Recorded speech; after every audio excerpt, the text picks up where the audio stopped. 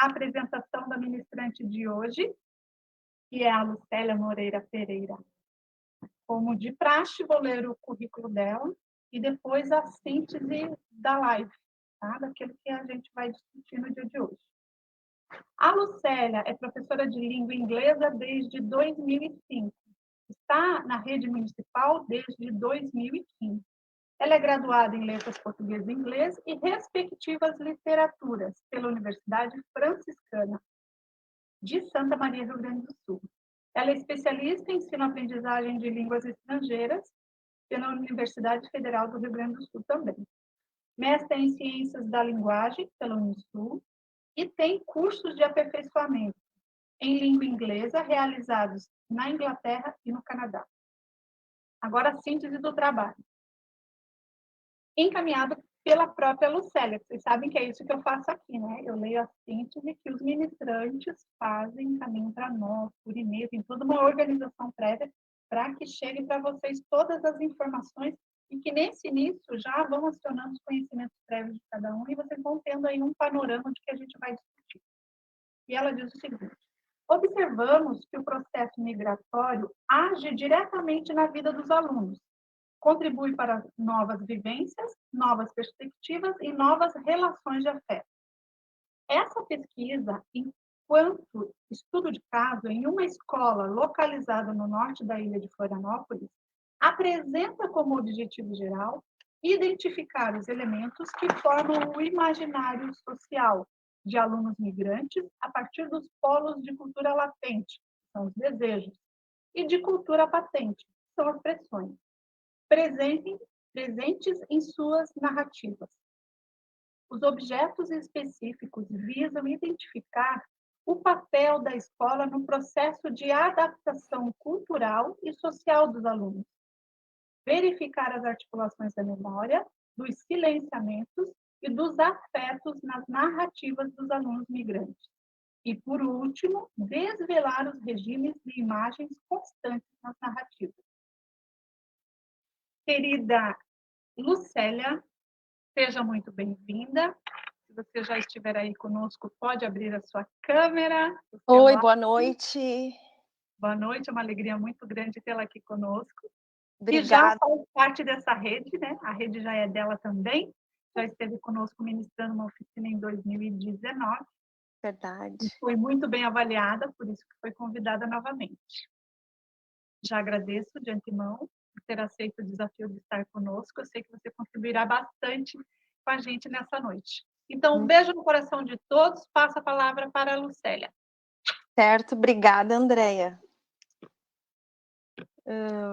Pessoal, antes só de eu começar a minha apresentação, também quero agradecer, né, a Andréia, ela é sempre muito solícita e muito querida, assim, com a gente, né, nesses momentos, e a Maria Eugênia também, a Lisandra, que eu conheci agora há pouco.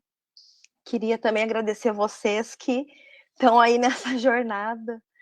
E hoje, na penúltima, trouxe uma conversa, vou apresentar para vocês a minha pesquisa e também são algumas questões que eu tenho certeza que vocês vão conseguir identificar onde vocês estejam trabalhando, certo? Então, obrigada, e eu vou compartilhar agora, então, a minha tela com vocês.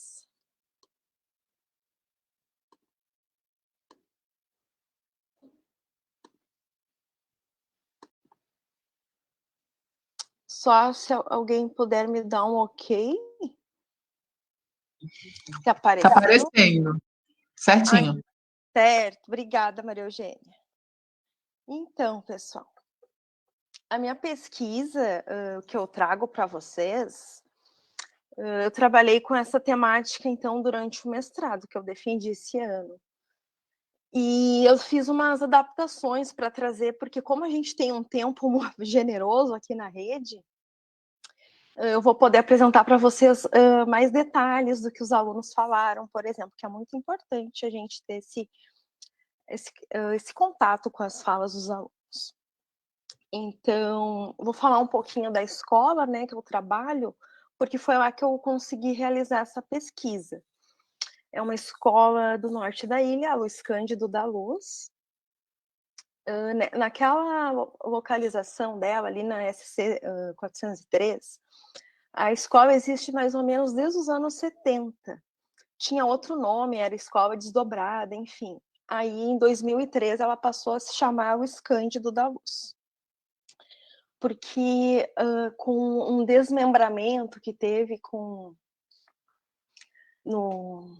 na transposição, né, de uma comunidade da Via Expressa, essa escola, então, aumentou para poder atender aquelas famílias. Então, hoje, nós atendemos ali o público da Vila União, do Papaquara, Morro do Mosquito e também da própria Vargem do Bom Jesus. Claro que sempre tem alunos, né, das redondezas, até do Rio Vermelho, às vezes a gente atende, mas enfim. E para a gente contextualizar um pouco, né, este lugar aí de onde eu falo, foi ali que eu tive contato, então, com esses alunos migrantes no primeiro momento. E falando mais dessa minha temática de migração, eu trabalhei com isso dentro de uma linha de pesquisa chamada Linguagem e Cultura. Então, eu saí um pouquinho dos estudos linguísticos, que seria um caminho mais óbvio, né, até pela minha formação, mas eu queria pesquisar coisas um pouco onde eu saísse um pouco da zona de conforto e conhecesse até outras teorias, outros estudos. E foi muito gratificante, porque eu consegui alinhar, né, o estar em sala de aula a um outro conhecimento, né? Então, foi muito agregador para mim. Participei do grupo chamado Imaginário e Cultura, Imaginário e Cotidiano. Então, esse imaginário que a gente vai falar hoje é um imaginário que ele vai um pouco além das questões assim de percepção e da própria imaginação em si. Ele está muito mais ligado à nossa realidade. Então, por isso que tem sempre esse link que eu vou fazer do cotidiano, e esse cotidiano hoje para nós vai ser essa realidade da migração, certo? Escolhi também contar para vocês como eu cheguei nessa ideia de trabalhar com migração. Foi a partir de uma outra, né? A partir de Franklin Cascais. E dessa imagem, né? A partir de alguns estudos que eu estava lendo, tentando me inspirar, buscar inspiração para um outro projeto, que eu tinha desistido do meu projeto inicial. Então, olhem bem, lendo esta imagem, alguns estudos sobre ela, eu vi que tinha algo ali, né, me mostrando caminhos. Aquele cabelo da bruxa, se eu não me engano, né, esse desenho chama Bruxa de Concreto. Então, o Franklin está ali mostrando a sua preocupação, desculpa, em preservar a cultura local frente às migrações, já, à chegada de outras pessoas na ilha, e como ficaria, né, esse legado que ele mapeou, né, tão lindamente. Então, temos ali o cabelo da bruxa representando as novas estradas, uma chamada manta asfáltica. No próprio peito a gente encontra, né, um desenho ali de uma estrada. E nas botas a gente vê uma verticalização já da cidade, né, os prédios, as janelinhas. Mas foi exatamente no problema ali né, nessas indagações do Franklin Cascais que eu resolvi focar o meu estudo. Eu também sou migrante, cheguei através, né, dessas estradas aí. Então, olhei e comecei a me dar conta de quantas coisas já tinha escutado em sala de aula, dessas experiências, além da experiência linguística, né? Porque como eu trabalho em inglês, a gente trabalha, claro, né, esse outro que é o idioma, o diferente, e os alunos desses diferentes lugares também trazem as contribuições quando a gente está falando, né, da própria formação da língua.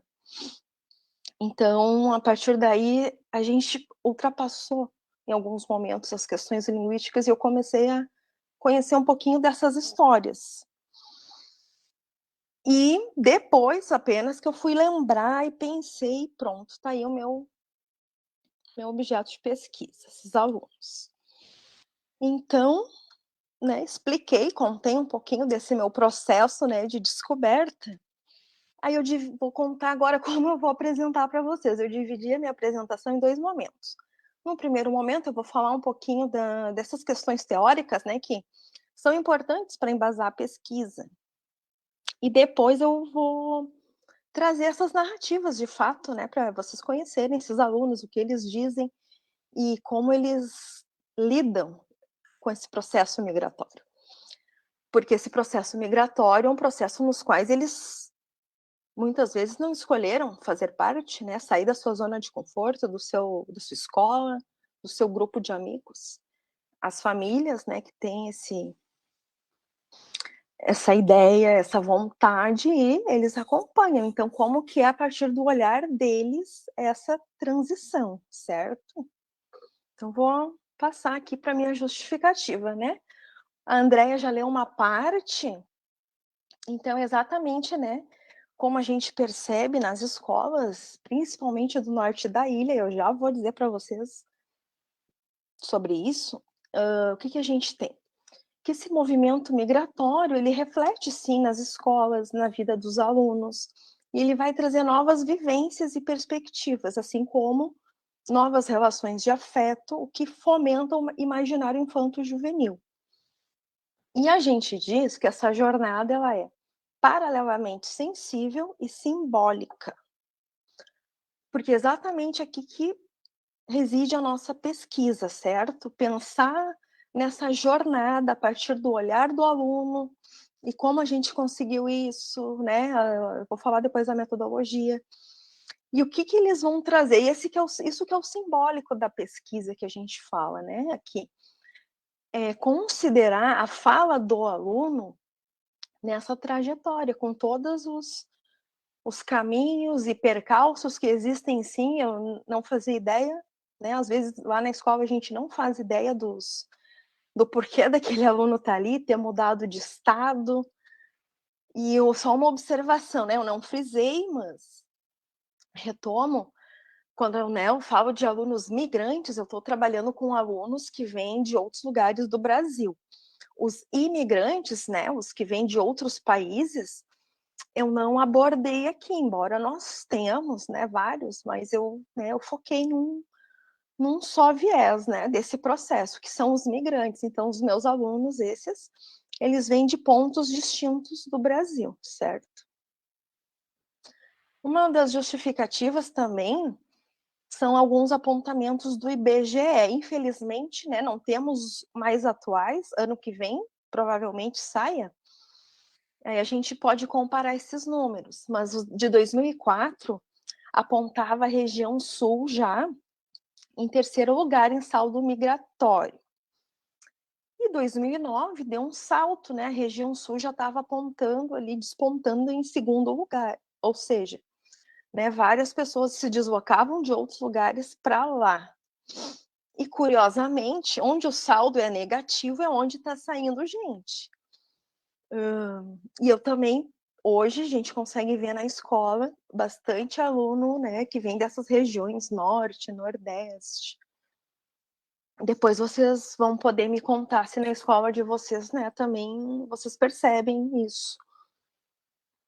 Um documento da própria prefeitura, que chama o projeto Floripa Social, Intervenção Norte da Ilha, mapeou entre 2010 e 2015 um aumento exatamente nessa região, né, ali onde eu trabalho, onde eu pesquisei, que é no norte da ilha. Um aumento de 94,9%, né, um aumento populacional nessa região. Se a gente olhar para o sul da ilha, logo abaixo, é a metade praticamente desse número. E o centro, a metade do sul. Então, realmente, é lá para o norte que essas famílias se dirigem quando, né, chegam em Florianópolis. Os objetivos, a Andrea comentou, leu para nós, então eu vou passar rapidamente aqui, que a gente vai tentar identificar, então, esses elementos do imaginário social desses alunos, a partir do que eles nos trazem, né, nesses que a gente chama, né, os polos de cultura latente, patente, que nada mais é do que como conseguem nos mostrar de que forma as subjetividades deles e essas questões que são construídas socialmente, né, apontam esses caminhos os quais eles estão seguindo.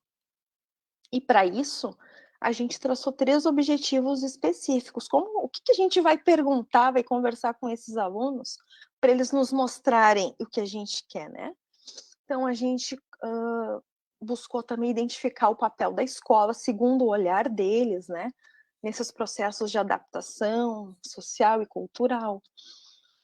Buscamos também ver identificações ali, como que eles articulam na hora de nos contar as questões de memória, os silenciamentos e também os afetos que estão presentes nessas narrativas. Porque falar de afetos hoje, ainda mais quando a gente fala em pós-modernidade, tem muitos autores que nos trazem isso como dizem, a tônica da pós-modernidade, falar de afetos, que não somos movidos por afetos.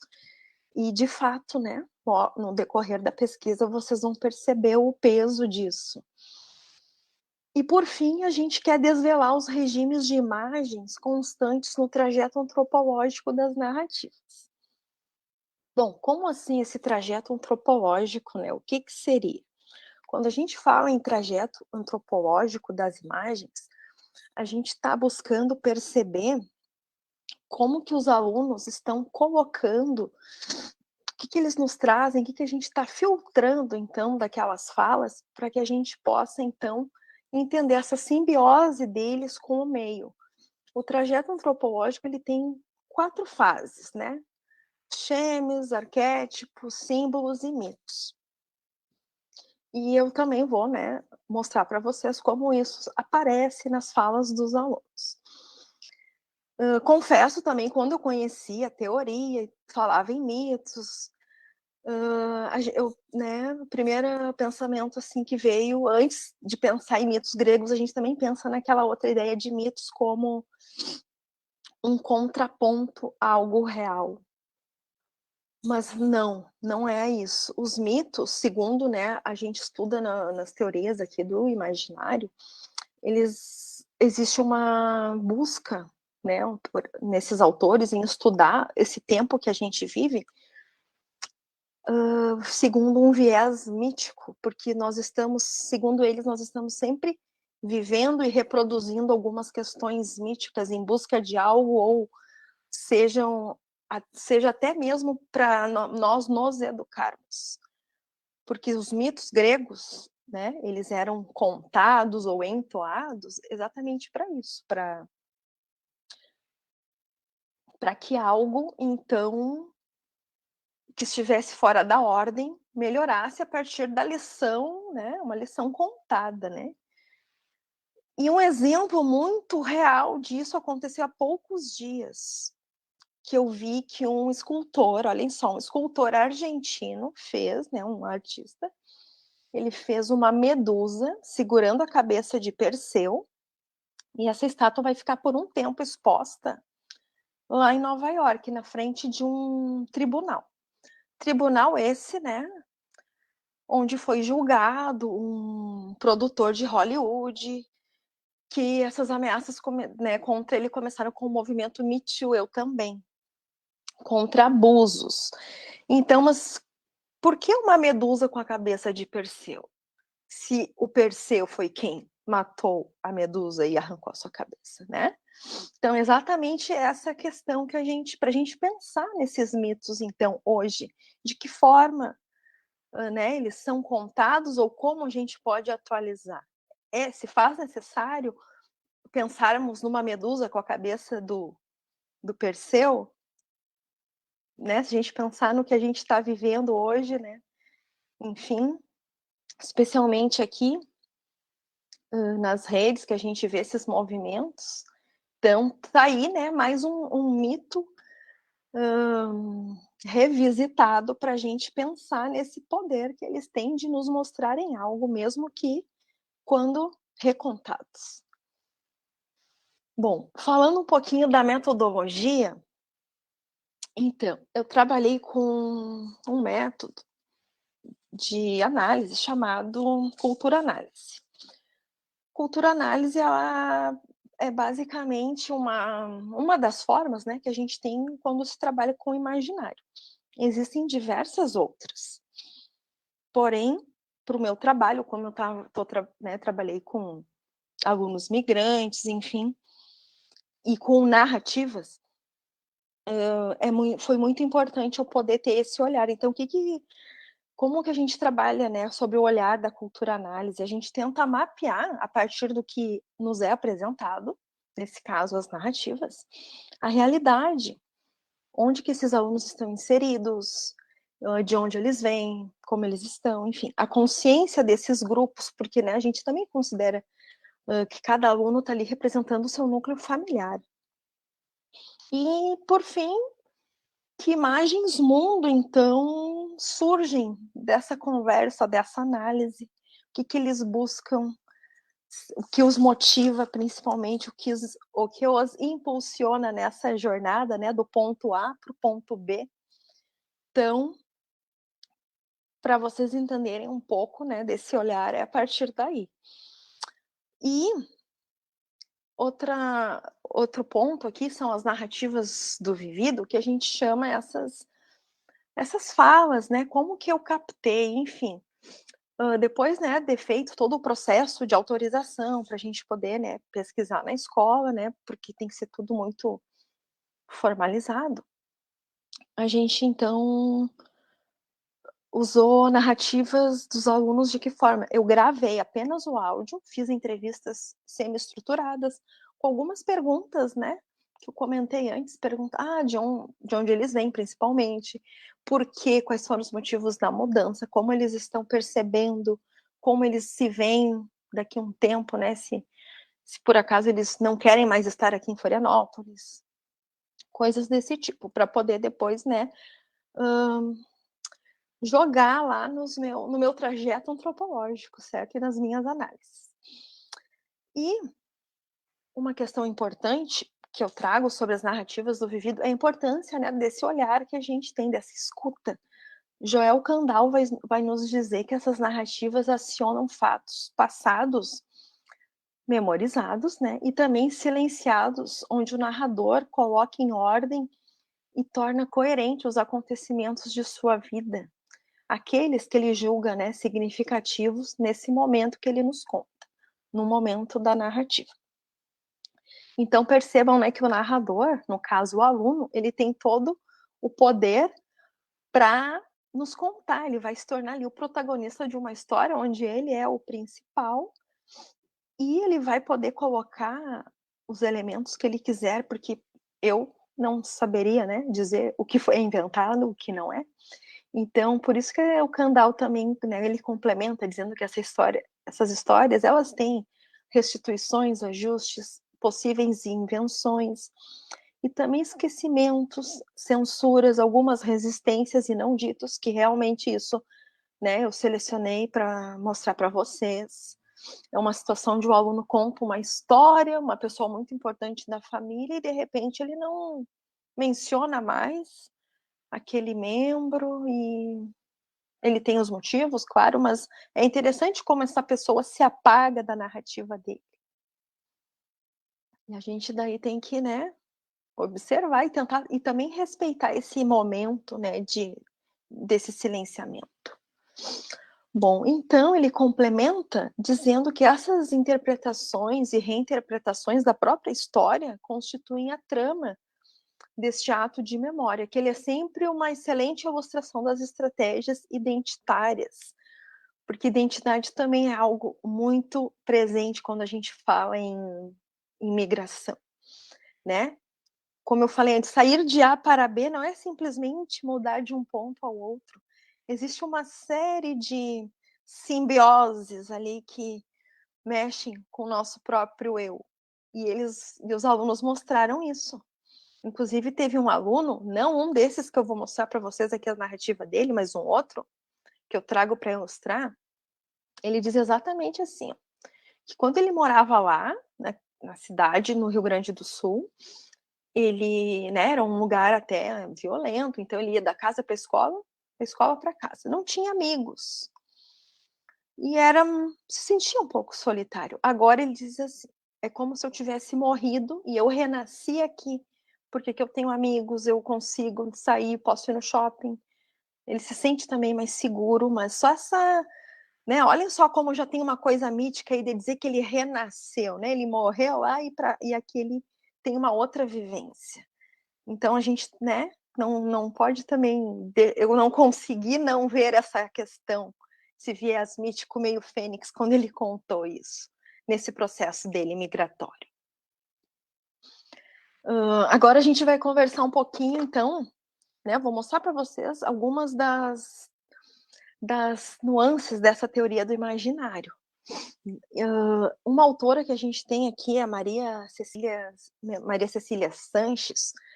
Ela tem uma obra chamada Gilbert Durand, Imaginário e Educação, porque o Gilbert Durand, ele é, como eu digo, ele é a Bíblia dele que a gente estuda, né, para se inteirar do imaginário. Então, ela tem umas interpretações dele.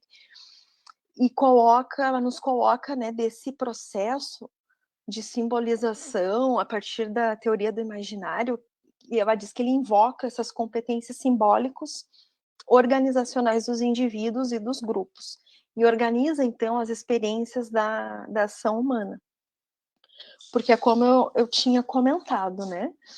Quando a gente fala em imaginário, a gente está falando além dessa percepção, né, comum que às vezes a gente tem, ou da própria imaginação, ele está muito mais ligado a como a gente se organiza socialmente, as nossas experiências. Então, é um olhar para o inconsciente e também para a psique humana, certo?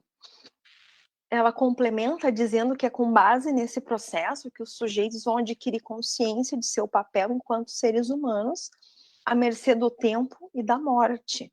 É também a partir da capacidade de simbolizar que são atribuídos sentidos às coisas do mundo, sentidos esses que ganham diferentes formas e representações em diferentes culturas e grupos sociais, né? Então, quando a gente está olhando para esse pensar e agir das culturas, a gente está também tentando entender por que ele está agora assim, sacralizando ou simbolizando mais um lugar do que o outro. O que ele busca? Certo? São essas perguntas que a gente também está atrás. E o imaginário, ele tem, como a gente chama, regimes, para a gente identificar essas posturas, então, diante do tempo e da morte, né? Porque falar também em morte? Porque é uma teoria que ela serve para os estudos literários, então a gente precisa abarcar isso, porque, na verdade, se a gente parar para pensar, a nossa caminhada é uma luta, né, contra o tempo e é o próprio fim do tempo, que é, então, né, a morte. Então, nós temos o regime diurno e o noturno. O diurno, ele vai representar, então, forças e pulsões de oposição, polarizações. A gente também vai associar esse regime a questões de separar, de lutar. E o noturno, que é o oposto, ele vai tratar de unir e conciliar, né? É um mergulho em busca de si e em busca do conhecimento.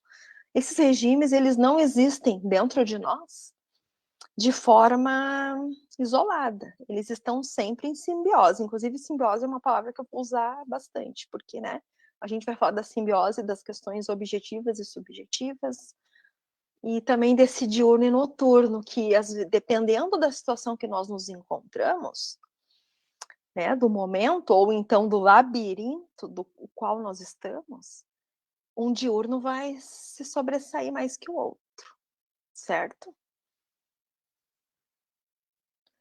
A gente vai também, né, nossa busca que é em volta do imaginário social, dessas constituições e como que esse imaginário ele é representado. Bom, pode ser a partir de crenças, a gente pode ver a representação do imaginário a partir dos anseios e dos próprios planos que as pessoas traçam, nesse caso aqui, né, ao se mudar de um ponto para o outro. E são exatamente essas pulsões que vão legitimar uma ordem, né, social, nessa que a gente chama, né, nessa disputa de sentidos. E então é exatamente essa crença em algo, esse sonho, que vai fazer, então, que se tenha um laço social. Que é onde esse grupo, então, vai se constituir. Pode ser esse grupo familiar, pode ser um grupo que se junta para brigar por alguma coisa, enfim. Cada grupo vai ter o seu laço, né? Algo ali que os impulsiona a fazer algo. E nesse caso da migração, a gente vai ter algumas motivações diferentes, depende do núcleo familiar.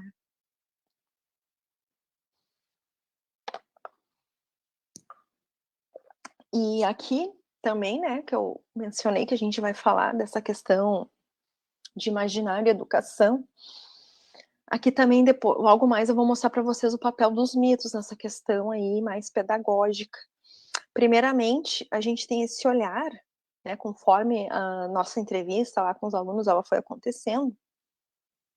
Então, nós resolvemos, claro, né, não poderíamos deixar de fora, né, a escola, exatamente por ser a escola esse lugar, né, de mediação desses processos culturais, sociais.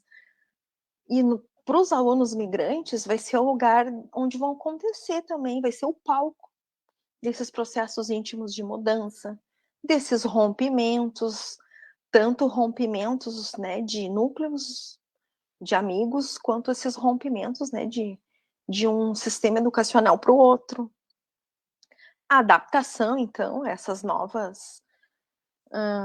novos moldes que eles estão, né, sendo agora expostos. E a parte final, que a gente sempre espera, é a aceitação, tanto deles quanto dos outros para com eles. Então, né, vocês vão ver que as narrativas, né, tem muito desses processos que enriqueceram o nosso trabalho, porque os alunos foram muito sinceros e muitos se emocionaram ao contar, né, suas pequenas sagas, mas, enfim, depois a gente vê os detalhes. E dentro, pessoal, dessas narrativas, então, que os alunos nos apresentaram, a gente também, ó, tem esse olhar que está dentro da teoria do imaginário, dessa vez, né, o imaginário educacional, que é uma linha que é seguida lá em Portugal, na Universidade do Minho, pelo professor Alberto Araújo.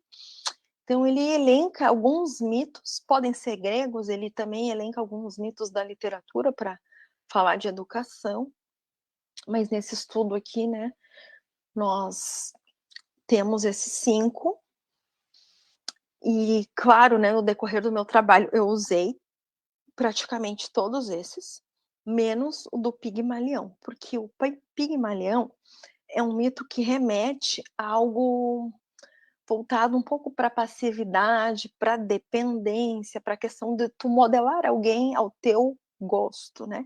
Que o Pigmalião, ele tinha isso lá no mito, né? Ele queria que dessem vida a uma escultura que ele fez, era a mulher dos sonhos dele, porque aquelas que ele tinha ali, que eram reais, não serviam para ele. E, enfim. E aí ele queria algo exatamente como ele havia desenhado, pensado e sonhado. E os alunos, né, da minha pesquisa, nenhum se identificou numa perspectiva educacional dessa forma. Por quê? Quando a gente pensa nesses mitos, né, nesse próprio estudo que eu falei desse professor da Universidade do Minho, ele pensa na voz pedagógica dos mitos. Aí, por exemplo, Teseu, que é aquele que entra no labirinto, ele mata o Minotauro, né? Ele entra com essa missão, ele também recebe o quê? Ele recebe a ajuda da Ariadne, né? Que é que lhe dá um fio para ele não se perder. Então, né, essa voz pedagógica do Teseu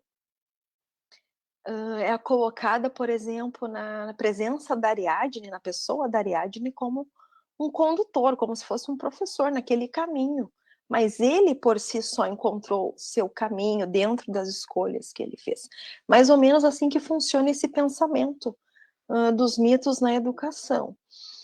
Né? O Prometeu, ele aparece como uma nova maneira de pensar o homem no mundo, ele seria também uma representação arquetípica da liberdade de espírito, porque o Prometeu, ele rompe, né, com os deuses, e ele tem que também buscar por si só se constituir enquanto dono do seu destino. E aí existem várias interpretações e formas da gente associar. Então, mencionando aqui, né, continuando, o mito de Hermes, o Hermes, ele era visto como, né, um mensageiro, então essa voz pedagógica que a gente fala do Hermes, ela está muito voltada para essa questão de perspectiva, de mudança e transformação. Tudo isso a partir de um dom de mediação, também atribuído a um professor, a um mentor. E a gente encontra tudo isso, todos esses no trabalho, exceto o que eu mencionei, né, do Pigmalião, que até é algo positivo, porque os alunos trouxeram exemplos e contaram questões muito interessantes desse processo deles de adaptação, né, de uma escola para outra. E um até menciona que lá na escola dele não tinha essa coisa, por exemplo, de conselho tutelar, e aqui ele tem que vir na aula, porque senão vão atrás. E ele acha isso ótimo, né? Olha, ele mudou. Ele acha bom porque aí, então, ele se obriga a frequentar a escola. Lá ele não tinha essa obrigação, segundo ele. Só para exemplificar, gente, essas, né, associações. E, para terminar essa partezinha mais teórica, a gente tem aqui a questão da migração, da identidade e da identificação. Porque, como eu falei antes, pensar nessa questão da identidade no processo migratório é algo muito presente nessas narrativas. Os alunos, eles se colocam também de uma forma que eles percebem uma mudança acontecendo, eles também se permitem outras experiências. E o Stuart Hall, que é um teórico, né, dos estudos pós-colonialistas, fala muito sobre essas questões migratórias e principalmente da identidade. E por que tem ali a identificação? Porque nesses estudos agora da pós-modernidade, tanto ele quanto Michel Maffezoli, eles falam que os sujeitos buscam identificação, movidos por afetos. Então a gente vai ver o quanto isso vai casar, né, nesse fator migratório. Complementando aqui o que o Hall fala, né, ele diz que dentro de nós há identidades contraditórias empurrando em diferentes direções, de tal modo que nessas identificações estão sendo continuamente deslocadas. Se sentimos que temos uma identidade unificada desde o nascimento até a morte, é apenas porque construímos uma cômoda história sobre nós mesmos, ou uma confortadora narrativa do eu. Então, exatamente esse processo do eu, de se perceber um outro e se permitir novas associações em novos grupos. Esses estudiosos da pós-modernidade, desses comportamentos de agora, falam isso, que a gente se liga aos grupos mais pelo viés afetivo que eles nos trazem, certo? Aquele exemplo que eu contei para vocês antes do menino que diz, eu morri, é como se eu tivesse morrido lá e renasci aqui em Florianópolis porque eu tenho amigos. É um exemplo disso, ele se permitiu, então, ter outras vivências e vencer, de repente, timidez e outras questões. Tá bom?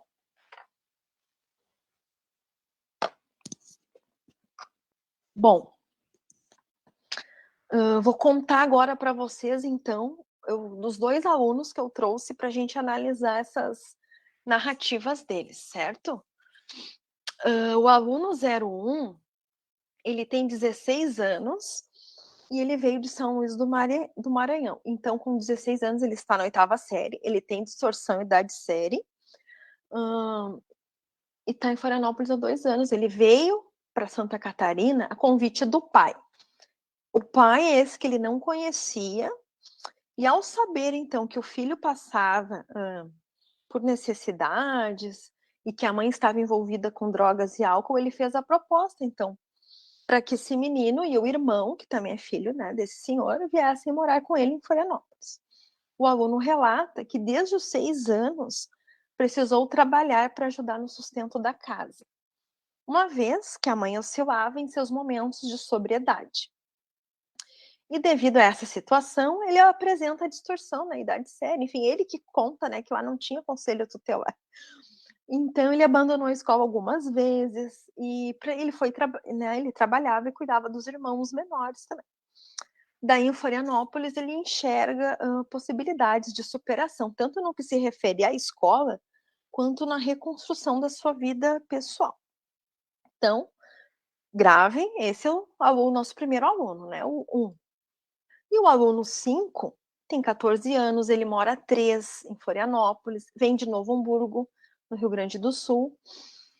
E aqui ele mora com a mãe, com o padrasto e com a irmã, que é 2 anos mais nova. Antes, praticamente a vida toda, ele morou com os avós, no interior, né, em outra cidade chamada São Luís Gonzaga. E os avós que foram responsáveis por sua educação, desde que ele nasceu. E representaram, então, esse núcleo familiar dele por vários anos. Após o falecimento do avô, ele e a avó foram morar em outra cidade, na casa de um tio. E foi nesse local, né, aos 8 anos, que ele conheceu o pai. Né? Houve tentativas de aproximação e contato, mas hoje o aluno prefere manter-se afastado dele. E neste período também tiveram conflitos com o tio, né? Porque ele morava na casa desse tio, então. E ocasionou, então, a vinda para Florianópolis, junto de sua mãe. A mãe, então, o padrasto e a irmã já moravam há um tempo, há uns 3 anos, em Florianópolis. E as visitas para essa avó que o criou passaram a ser nas férias, em julho e janeiro. E o aluno relatou que ao chegar em Florianópolis, ele passou um período turbulento na escola, em função do bullying, e no ano seguinte ele relatou que as coisas começaram a melhorar. Ele fez amigos e conseguiu também se livrar de uma depressão. E quando esse aluno nos relata essa perda do avô, que foi quando começaram a acontecer as mudanças, de ter que ir para outra cidade, enfim, ele diz que ele chegou a chorar, né? Aliás, ele diz não, né? Eu estou contando para você. Foi nesse momento que ele começou a chorar durante o relato. E ele não quis encerrar, né, a nossa entrevista, e ele seguiu e deixou, né, a emoção, e aí e essas recordações fazerem parte daquele momento. Então esse foi um aluno que falou bastante, a transcrição da entrevista dele foi também a maior, mas foi muito rica, porque ele tem muita consciência e ele conversa muito sobre essas vivências dele. Então, nossa primeira análise vai ser nesse ponto de memórias, afetos e silenciamentos. Vamos ver o que os alunos dizem. Aqui é o aluno 01, quando eu perguntei sobre como era a vida no Maranhão. Ele diz, né, trabalhei lá desde os meus 6 anos, vendia verdura, trabalhei em oficina de moto, de carro, instalação elétrica. Aqui eu trabalho com meu pai, com autorização no menor aprendiz. Lá, colocam a força para trabalhar. E ele também comenta, né, outras situações de lá, de pessoas próximas. Ele diz, lá tem gente que que segue o caminho errado. Eu preferi o caminho certo. Meus amigos estão no caminho bem errado. Então a gente traz aí uma questão do Márcio Seligman Silva sobre essa experiência traumática, né? Que se para Freud, o Márcio, né, traz essa ideia do Freud, da experiência traumática, que é aquela que não pode ser totalmente assimilada enquanto ocorre. Os exemplos de eventos traumáticos são batalhas e acidentes, o testemunho seria a narração, não tanto desses fatos, mas da resistência e a compreensão dos mesmos.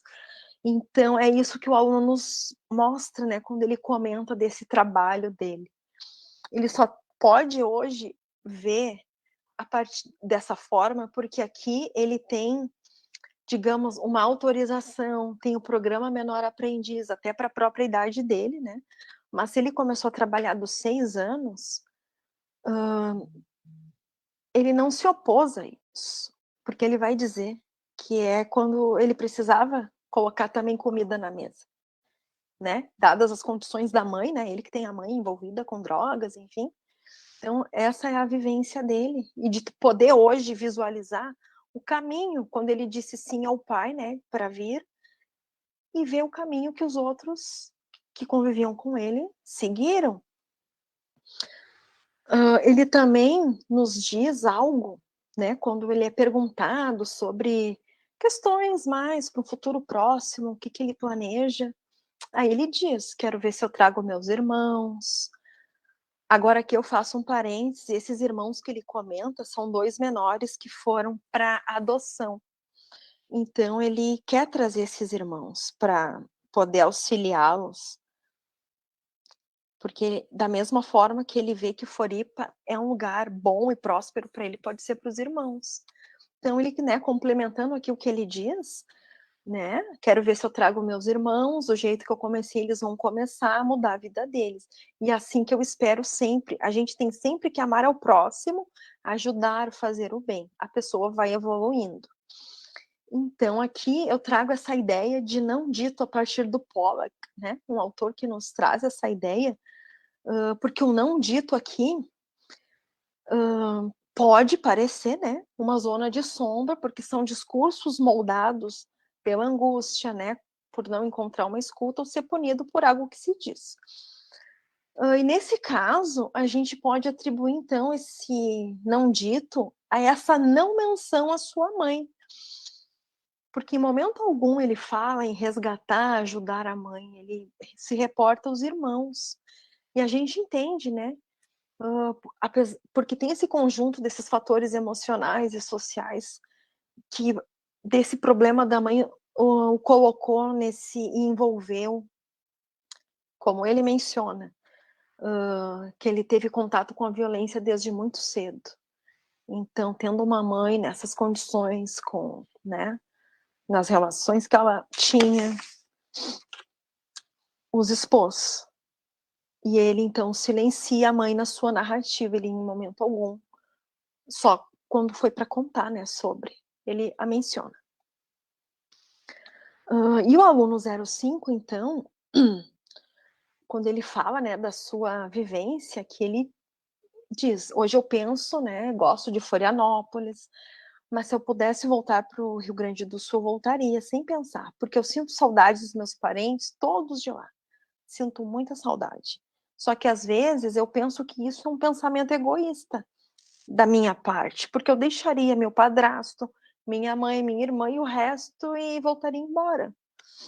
Então a gente percebe também a partir do Pollack que essa constituição, né, dessa memória dele é feita por todas essas pessoas e esses lugares que têm importância para ele. E fazem parte já dessas flutuações, transformações e essas mutações que ele, né, vive socialmente. E existem também, segundo o Pollack, marcos ou pontos relativamente invariantes, imutáveis, que esse viés afetivo, né? Esse menino ele tem uma ligação muito forte com a avó.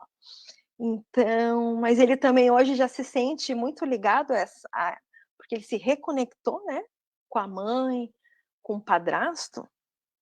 Então ele, né, também se sente hoje, se cobra, mas se eu for eu também os deixo, certo? Então o viés afetivo dessa transição dele de uma cidade do Rio Grande do Sul para cá, tem muito de afeto, de onde ele saiu e aqui, onde ele está hoje.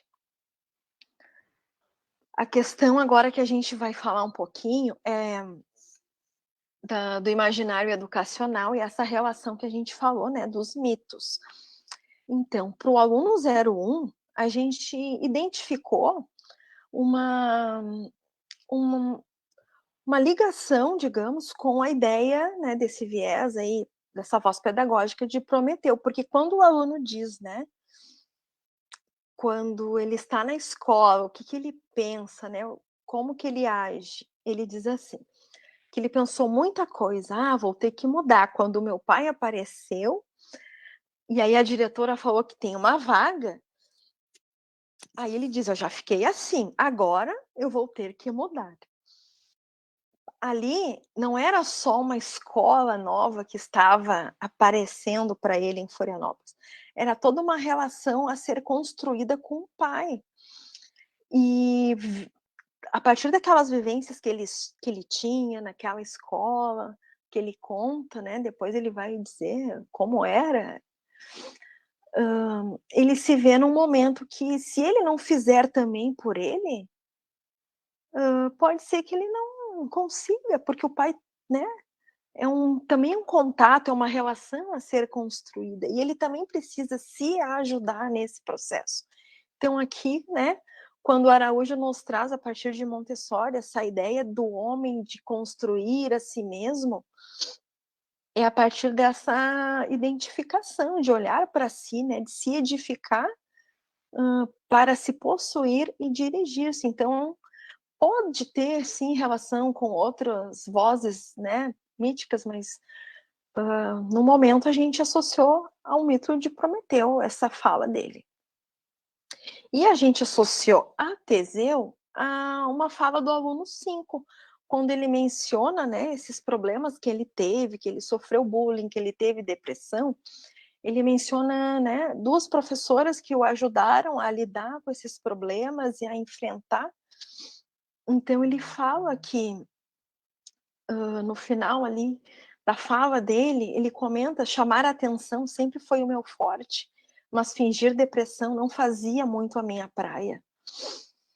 Então, a Schroeder nos diz que a educação que deseja ser iniciática pode, a partir dos ensinamentos do labirinto, produzir situações em que se possa compreender em profundidade quem realmente somos, auxiliando a romper com as máscaras que nos ocultam dos outros e de nós mesmos. E foi esse processo pelo qual ele passou, de ter depressão, sofrer bullying. Ele não foi aceito, né, num primeiro momento, e também não aceitou muito a nova escola, a nova cidade. Mas tudo foi mudando, ele teve ajuda, ele foi, né, passou por um processo também de olhar para si, também se permitir. E para isso, então, a gente o associa a Teseu, e essa ideia do labirinto, que a gente também traz lá no título, o labirinto, na teoria do imaginário, ele é um espaço, é uma metáfora para as experiências. Então, durante as nossas vivências, nós vamos passar por diversas situações de labirinto, porque a gente vai ter ali bestialidades e mentorias naquele labirinto. É uma experiência. Então, a gente, né, para essa fala do aluno, a gente o associou a essa questão de Teseu, né, dessa experiência labiríntica que ele também teve ali, como ele menciona, os professores, né, essa questão da mentoria e de um possível encaminhamento para sair, como a gente diz, dessa para uma melhor. Bom, aqui era só para a gente retomar rapidinho, né, para ver se vocês não esqueceram as trajetórias do aluno 1, do 5, lembrando que 1 é aquele que vem do Maranhão e teve aquele problema com a mãe. E o aluno 5 é esse, né, que foi criado pela avó e de repente ele vem para Florianópolis e passa, né, por alguns bocados ali na escola, mas que, né, supera. Então, só para a gente dar uma refrescada e seguir. A gente está se encaminhando para o final. Agora a gente vai falar mais especificamente daquela última parte, que é o trajeto antropológico. Como que a gente vai entender, né? Eu falei do trajeto antropológico, que é a forma como a gente vê o homem no mundo, que o homem se relaciona também com o meio. Então, é exatamente por aí que a gente vai. E quando a gente vai falar em Shem, em arquétipo, em símbolo e mito. A gente tem aqui essa fala do aluno 1, que eu perguntei, né? O que ele pensou quando o pai convidou para vir para Florianópolis, uma vez que eles nem se conheciam. Então, ele disse assim: não pensei 3 vezes, eu vou, né? Vai que muda alguma coisa. Então, só essa postura dele de enfrentamento, de não dizer não, a gente o encaixa num Shem postural, que o Shem é a parte mais afetiva dessa trajetória dele. Foi esse sim, ele disse sim, digamos, a essa aventura. né? Então, esse aluno já mostra ali uma predisposição heróica, né, desse enfrentamento, o que o coloca, então, no regime diurno, mas nós vamos ver o que vai ter de noturno também nas falas dele. Então, para complementar, ele diz, né, esse aceite, né, ao convite do pai para mudar foi imediato, pois ele sabia que a vida que estava levando não o levaria para onde ele deseja chegar, que nós já vamos saber os planos dele. O aluno 5, quando ele comenta sobre a sua vinda para Florianópolis, ele diz assim, que lá, onde ele estava, em Rio Grande do Sul, não estava funcionando, né, aquela dinâmica familiar, porque era só a minha avó. A minha mãe já queria que eu morasse com ela. Só que, se eu pudesse escolher, eu morava com a minha avó. Mas eu sabia que não tinha condição. E esse não ter condição é a questão do tio, que ele brigou. Aí tinha o pai que morava na mesma cidade, eles não conseguiram estabelecer uma relação. Então, esse menino também, ele teve uma postura de mesmo querendo muito, porque a avó é a grande, né? Já vou dar um spoiler, uma mentora da vida dele. Ele aceitou, né? Bom, eu vou para Florianópolis, então eu vou viver com a minha mãe, como nunca ele viveu tanto tempo. Então ele se encaixa, né? Tem as mesmas definições ali que a gente estabeleceu para o aluno. Ele tem essa dominante postural, que é esse embate, essa postura heróica de enfrentar um regime diurno que se sobressai ao noturno. Mas depois eu também vou mostrar para vocês onde está o noturno dele. Então, trago aqui o Juremir Silva, que nos diz que o caminho do imaginário é exatamente esse caminho, das sensações, das experiências, das vivências, das aventuras, enfim, né?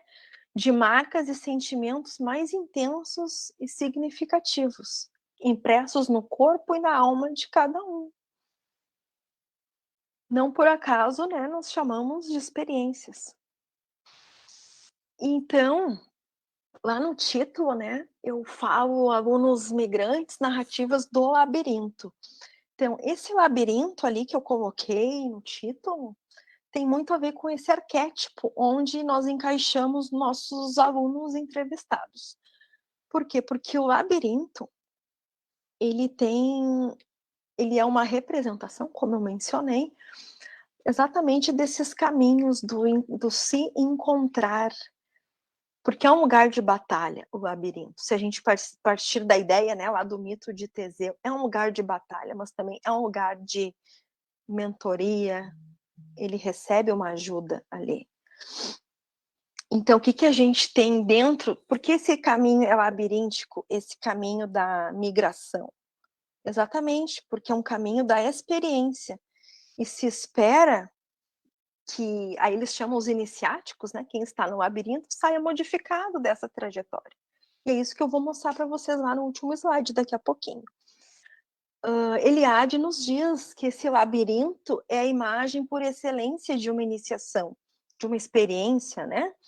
Por outro lado, considero que toda existência humana está constituída por uma série de provas iniciáticas. O homem vai se fazendo ao fio de uma série de iniciações conscientes ou inconscientes. É uma expressão muito justa, acredito eu, da condição humana. E dentro, então, do labirinto, se a gente, né, mais uma vez eu retomo aqui o Teseu, o que ele tem lá? Tem as bestialidades e as mentorias. As questões que são mais negativas e as mais positivas. Então, para o aluno 1, a gente pode elencar o pai, a mãe, as próprias drogas e o meio onde ele vivia e alguns colegas que ele citou como essas bestialidades, né? Eu trouxe aqui um minotauro bem assustador para representar, né, essa bestialidade aí. E, enfim, cada um, né, dentro da sua experiência, das suas experiências, né, nós temos os nossos, né, percalços, não tão feios, talvez, quanto esse minotauro, né, mas... E o aluno 05, ele tem vários também, o pai, a mãe, pessoas que ele não conviveu, né, desde muito cedo e esperava-se, né, que acontecesse, Ele teve a depressão, alguns colegas, né, que ele reclamou, né, do bullying, o próprio tio e ele mesmo, né, quando não se permitiu, então, uma adaptação, quando ele chegou, talvez, né, várias outras questões ali que ele nos traz. E como mentorias, então, a gente pode trazer, né, representando aí o fio de Ariadne, que seria essa mentoria que não deixou o Teseu perder o caminho de volta ao sair do labirinto. As mentorias para esses 2 alunos, a gente pode identificar, né, para o aluno 1, o pai, os próprios irmãos que, né, fazem ele correr atrás das coisas, alguns colegas que o ajudam e o inspiram, porque ele colocou que ele gostou quando chegou em Florianópolis, via como o pessoal se comportava e passou a copiar aquele comportamento. Ele menciona também que ele acha legal que as pessoas aqui não ficam andando sem camisa na rua, que era muito comum no Maranhão, onde ele morava. Então, essa coisa da ordem, ele tem um olhar diferenciado, ele gosta, parece. Era o que fazia falta para ele. E ele também, né, foi seu próprio mentor, ao dizer sim ao chamado da aventura do próprio pai. O aluno 5, ele tem como seus mentores a avó, o avô, a própria mãe, que hoje, né, tem outra figura para ele. Professoras que ele menciona, alguns colegas que ele pôde se reconectar, ele não trocou de escola, permanece na mesma. O mar, que ele vai nos mostrar o porquê do mar. E ele mesmo também se ajudou a recuperar. E tem a ver com a relação com o mar ali. Certo? Então, e quando a gente pensa, né, nos símbolos dessas trajetórias, a gente pensa o que eles estão evocando ali nessas falas, porque os símbolos, eles podem estar presentes, como diz ali, nos ritos, nos mitos, nas artes, mas também na literatura, né, e também nessas narrativas. O que o aluno está nos trazendo, porque a gente vai, né, enxergar ali como algo importante. O aluno 1 vai nos dizer que ele se sente muito feliz aqui em Floripa, né? Essa é a pergunta que os 2 responderam, como que eles se sentem? O aluno 1 está muito feliz, porque aqui tem trabalho e estudo, lá tem que largar os estudos para trabalhar. Se tu não trabalhar, tu não tem nada, não tem roupa, não tem comida, tem que suar. E as pessoas têm que lutar pelo que quer, tem que correr atrás. Muita gente fala que tu não vai conseguir.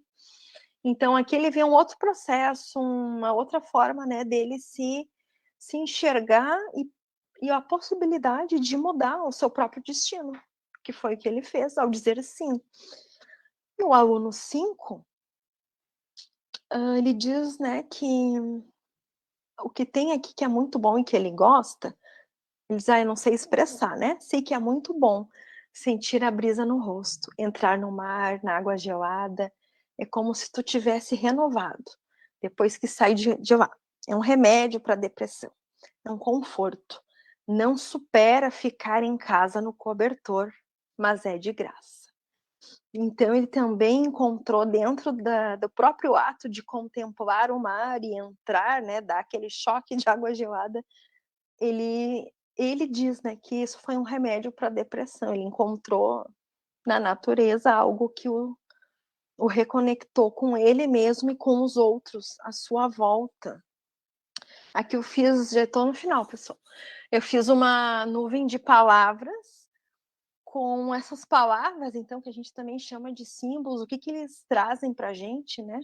Muitas palavras, né, relacionadas à superação, desafios, casa, mar, o padrasto, os sonhos, alguém ausente, a educação, o respeito, os amigos, enfim, né? São palavras ali que povoam essas narrativas.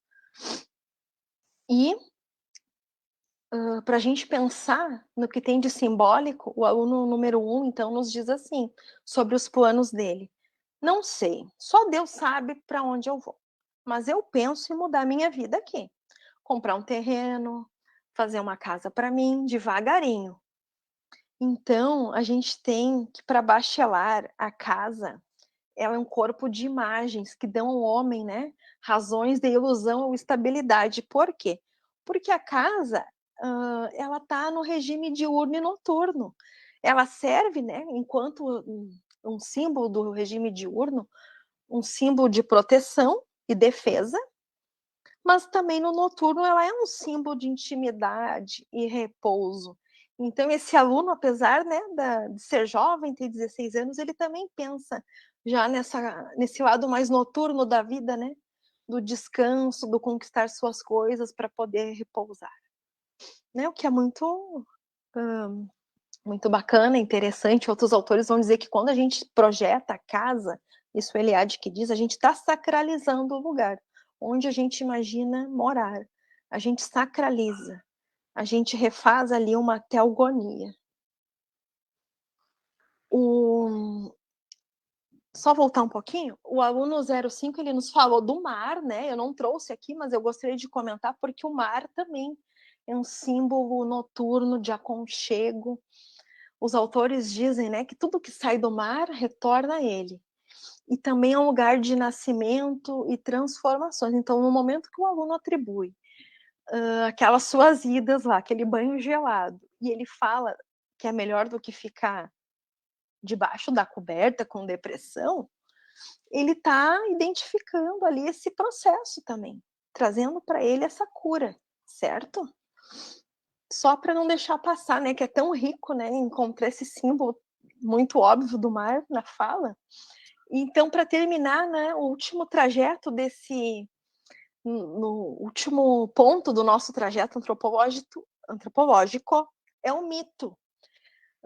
Porque, como eu falei antes dessa atualização do mito, né, e das representações, a gente vê que os mitos, eles estão pautados, né, na nossa condição humana e nas experiências que dão sentido à vida. E é necessária a compreensão de que o social, ele se alimenta desses mitos e estão enraizados na necessidade humana de lidar de uma forma psíquica com as tragédias que são inerentes à nossa própria existência.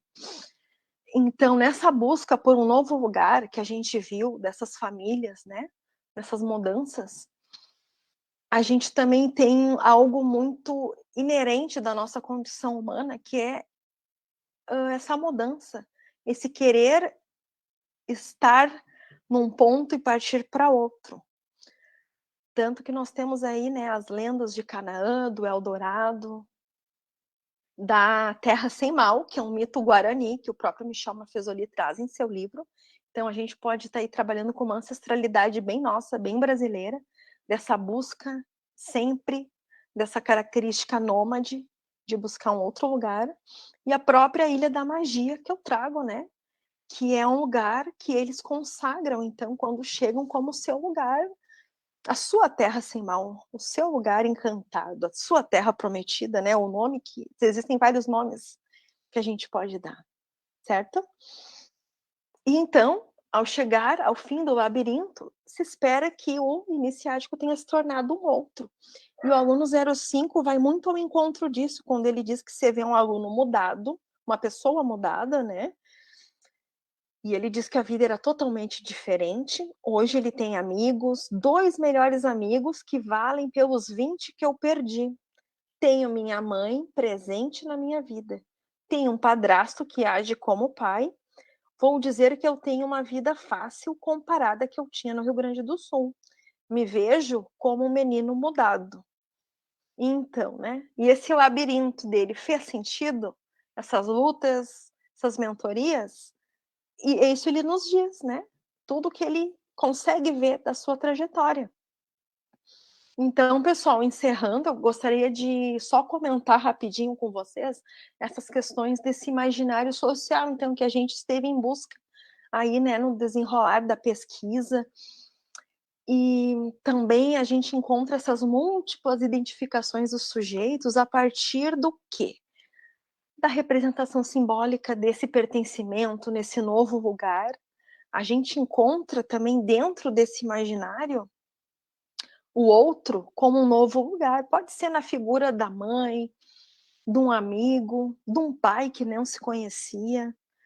Eles ressignificaram as vivências a partir também dessa experiência migratória. Passaram a valorizar e a entender coisas que talvez antes, numa outra situação, não fosse possível.